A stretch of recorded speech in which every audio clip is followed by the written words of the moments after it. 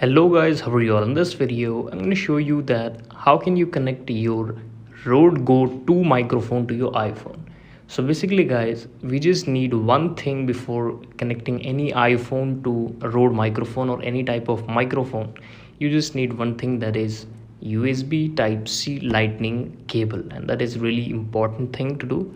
So firstly I will show you how can you connect that, because I don't have any mic right now. I'm just telling you the procedure which by can you connect your mic to your iPhone. You can also connect it through Android mobile phone, to your laptop, to anything you want. You just need a specific cable for every device. Firstly, we just need to understand that this is the cable, that is lightning accessory cable. You can just order it from Rode website also if you want, and you can go to your any of your nearest shop and buy this cable. This is easily available on any accessory shop.